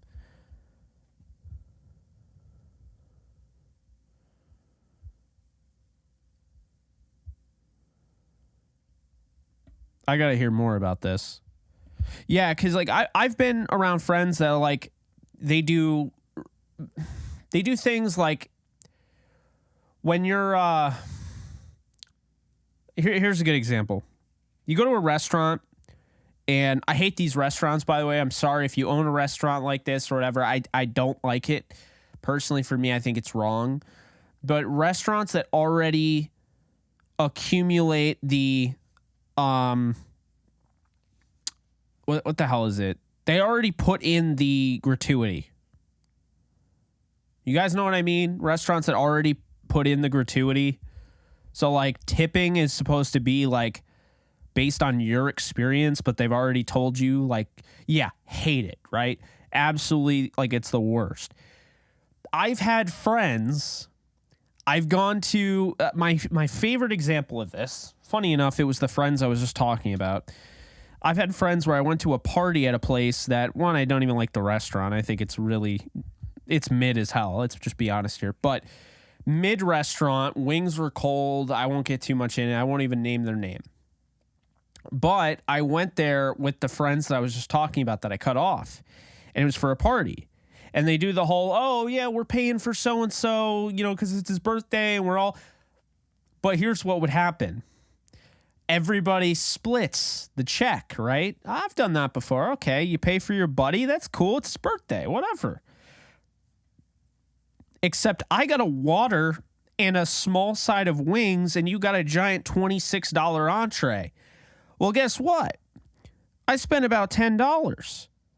When we put that all together to split, I'm now paying more than I should be paying. So that's one of those things that I also notice that bad friends or people that aren't actually friends that are trying to take advantage, you will do. If you're like, yeah, I'll take a water or whatever, and, a small entree or a small side, and they'll get a whole entree, and then they're like, yeah, we should split the check. Like, no, we shouldn't, because I didn't get to enjoy the beer. I got water. I'm trying to save some money. It's expensive out here. That's a turnoff of mine, and I'll notice that. And the thing is, I'll let you get away with it one time, but I won't ask you again. That's just the way it is. So, yeah, you got to be careful with that.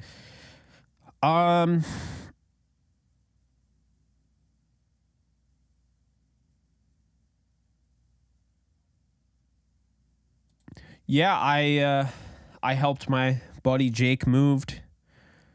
That was not English. I helped my buddy Jake move into his apartment, and I'm sure he'll help me when the time comes. So, yeah, friendship fee is insane. That's what I'm hoping.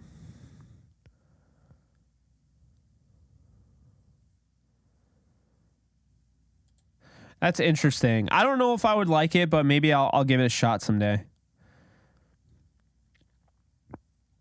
Yeah, I asked to hang out once, and they wanted $100 for their time to hang. It is a friendship fee. Are you kidding me right now? Are you serious? So, someone asked you. So you asked to hang out with a friend, someone you felt close enough to call a friend, and they said they wanted $100 from you for their time. I got Kurt Warner for 45 minutes on Downtown Rams, and he didn't ask me for a dime. What?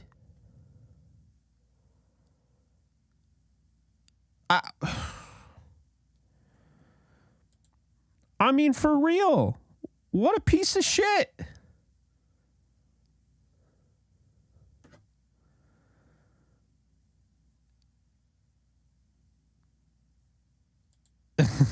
Yeah, serious violation. Yeah, here's the thing. You got so let me tell you about splitting the check, because splitting the check can work and it can be okay.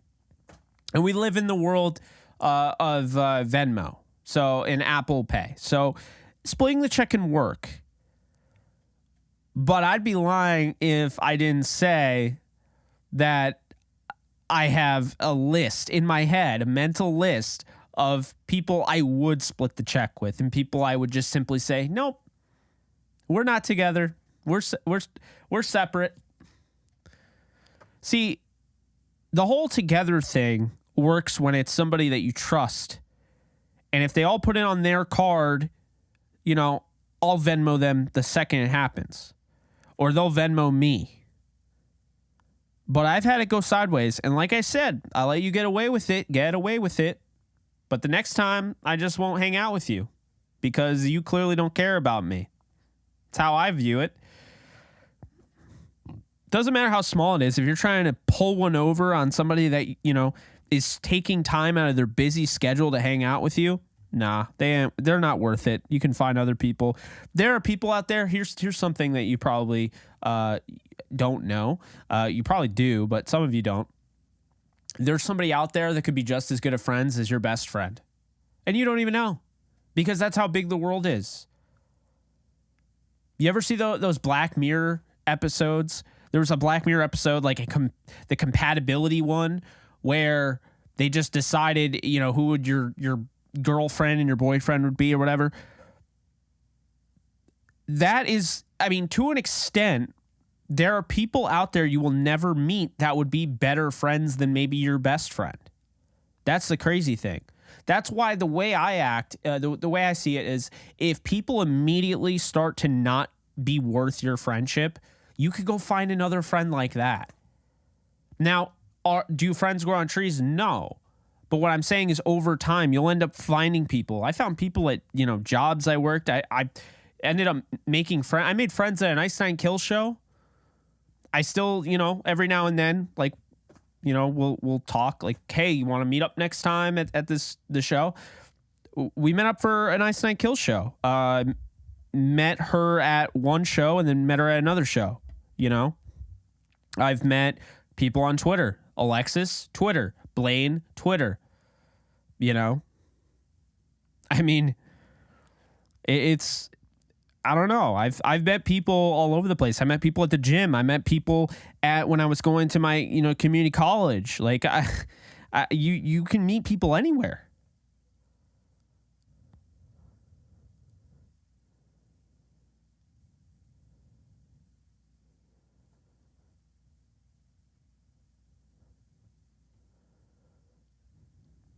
Buddy thought he was HBO Max. Oh, God, let's talk about that. HBO Max had a cool kind of purple, pink, blue type of aura looking logo. It was just a good logo, had the HBO name in it, and had Max. So showing you that it's HBO, but it's also a product. But, man, switching it to Max... There are people that get paid for promotions and branding and things like that. Who the hell came up with Max? Who thought that was a good idea? It looks so bad. Like, it looks like a bad logo. It's just Max now. Yes, Alex. They got rid of HBO Max. It's just Max.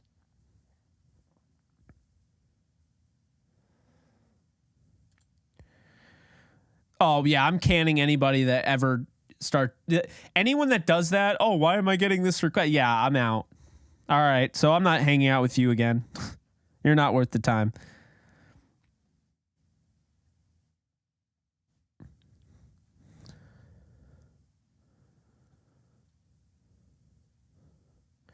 Yeah, it's just Max, though. Let's see if I can find the logo.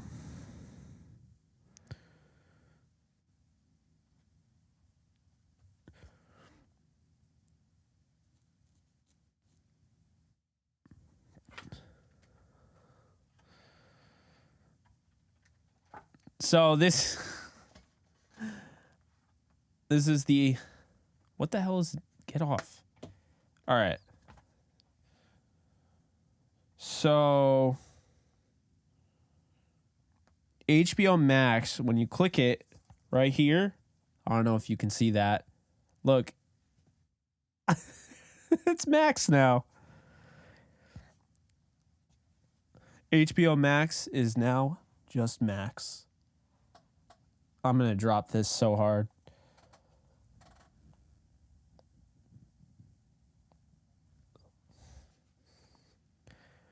Oh my God, Joe, you're absolutely right. I don't know what this is because I've seen, look at the Madden covers. A great example. All right. Let's look.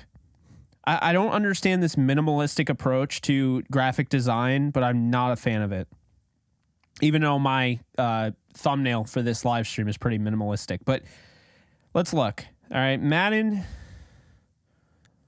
Let's go to Madden 2000. Let's go to Madden 2012. The one with Peyton Hillis on the cover, I believe. So we'll go to Madden 2012, Peyton Hillis. And let's see here. All right.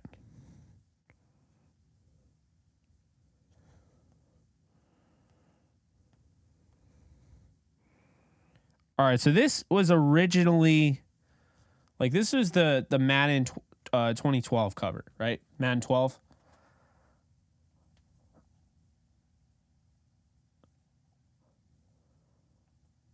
All right.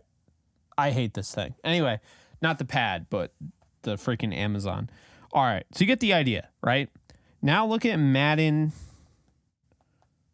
20, not 23, because John Madden, I accept that. But, like, what the hell is this?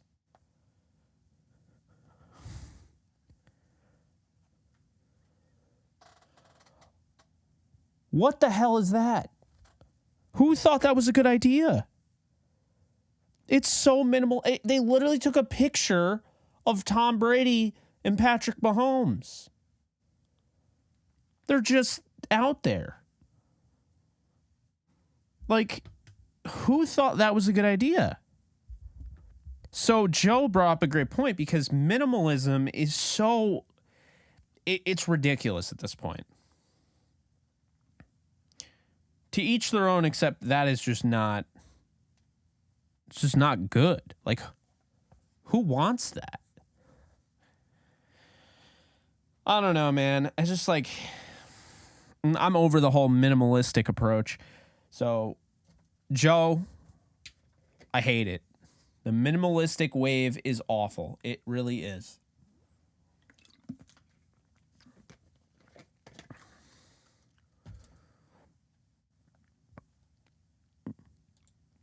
Yeah, that's the thing. Like, why are they staring?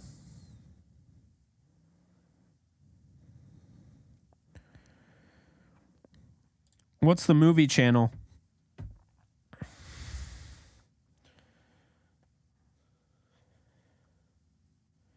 Also, I'd like to point out, bro, if you click on HBO Max, they make you download a new app. Like, so HBO Max is now Max, but I have to download in a completely new app. Look, I literally have to download a new app for HBO Max. Oh, by the way, now I'll have to change. So the password thing is going to be a pain in the ass. I don't like it, man. It's stupid. This is dumb. And now it's not downloading.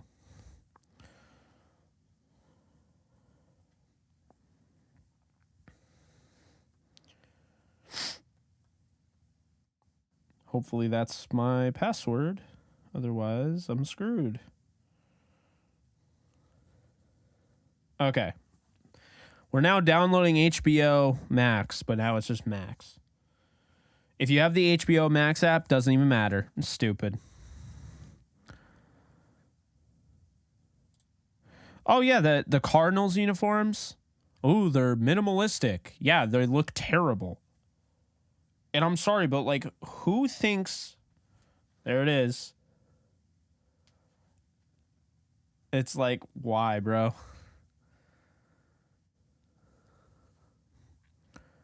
Facts. We should never hear that. All right. For those of you who don't know what I'm talking about, you probably do, but I'm going to just humor you. Cardinals. Uniforms. 2023. And this, in a nutshell, is what we mean by minimalism.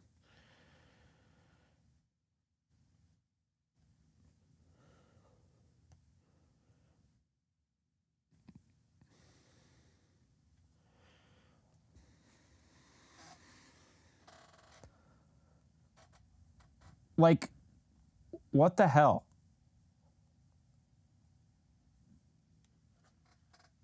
It's just... It's so bad. And why? The Arizona? Look at the Arizona. Look at the font. That's like, it's giant, man. It's barely above the number. Oh, and also, look, the numbers aren't even aligned, man. Look at this.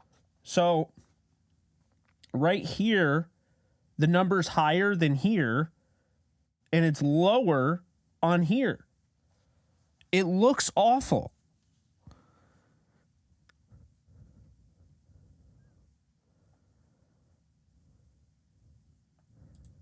Yeah, I mean, that's basically their numbers.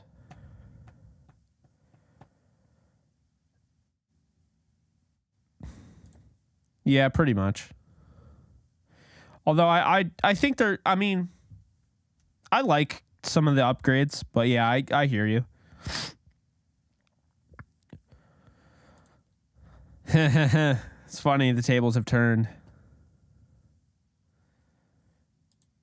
Oh, God. Yeah, that's true.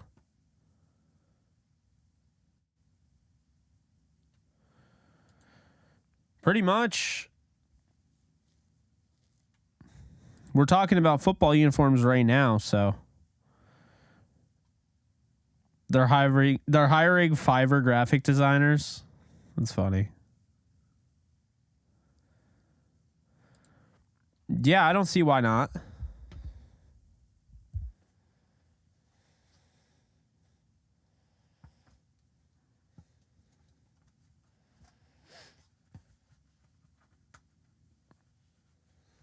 I love this iPad, by the way. It's great.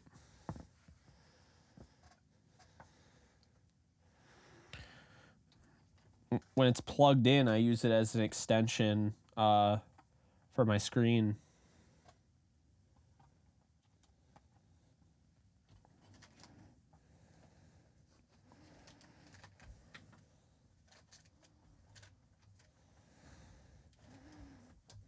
There we go.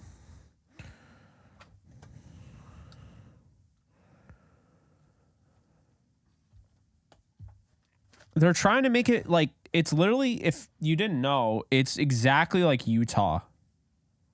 They like copied Utah's football uniforms.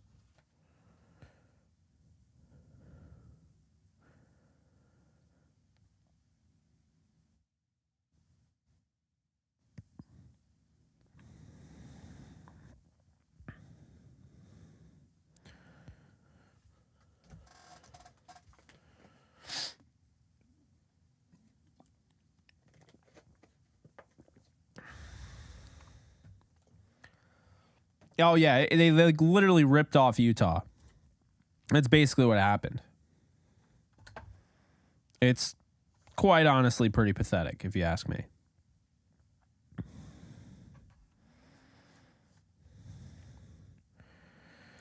Yep.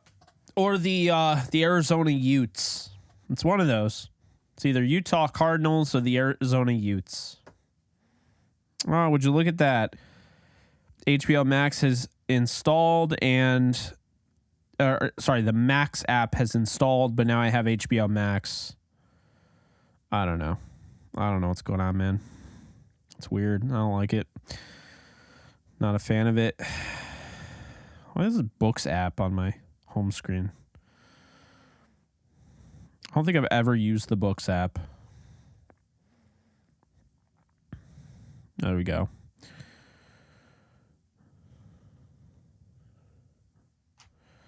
All right, I'm deleting the HBO Max app because it's just going to redirect me every time. So stupid. It's really dumb. There we go. Deleted. You're gone.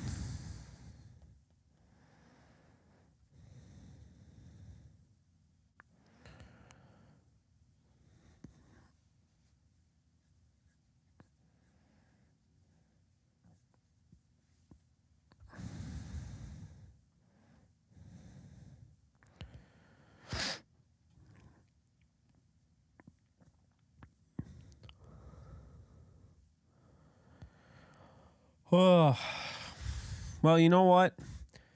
It's been another successful stream. Obviously, it's a little dead, but I appreciate you guys being in here.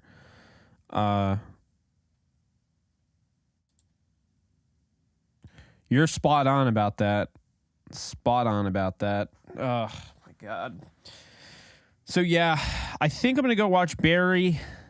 I was going to do a gaming live stream. I still might, but that won't be until maybe midnight, 1 a.m. on the East Coast. So if you guys are interested in that, I might do that. I haven't decided yet, but I wanted to go live at least once tonight. Appreciate you guys tuning in. Be sure to like, subscribe, and comment. Let people know we're going live just about every night moving forward. We'll try to stay consistent with it, but yeah, appreciate you guys being here. Look out for Off the Edge. We'll have a bunch of episodes coming out this upcoming week. We'll have Believe in Rams coming out. So yeah, I will see you guys soon. Everyone enjoy your night and enjoy your holiday tomorrow if I don't see you. Later, folks. Do you need some energy to get through the day without relying on coffee? I got just the thing for you. It's called Neuro, and I'm partnering up with them for today's video. Neuro has gum and mints to energize, calm, and focus when you need it. They were developed by former athletes who were training at the highest level and simply didn't want to take any mysterious supplements or energy drinks when studying, training, or even going out. Instead of something sugary and ineffective, they wanted to create clean and balanced energy that could be taken anytime and anywhere. Their energy and focus formula is specially formulated with natural caffeine, theanine, and B vitamins to sustain the mental endurance necessary to maintain your focus. Their calm and clarity formula is expertly developed with GABA, vitamin D3, and L-theanine to optimize composure and clarity of mind. Their health and vitality formula is specially infused with life-enhancing, immune-boosting vitamins to help strengthen and support your body. What makes Neuro different? Neuro's gone through dozens of formulations, process, and tests to ensure that each gum and mint they make delivers on their promise of getting you in the right state at the right time. Unlike other heat-extruded gum and mints, Neuro's products are created using cold compression technology, which maintains each ingredient's bioavailability. Neuro is a clean boost of energy without the jitters of coffee or an energy drink. With so many challenges and demands, it can be really hard to stay focused, and Neuro does a great job of keeping you calm, cool, and collected. Stress, fatigue, lack of focus can all impact decision-making abilities. Recently, I had been feeling sluggish and have been distracted with everything going on in my life. These Neuro mints, however, have allowed me to stay on task and have stayed calm, cool, collected, as well as alert, and I've been able to change my approach and focus on the task at hand. Go to my sponsor link now down below, tryneurogum.com/JKB to enjoy energy, calm, and focus whenever you need it.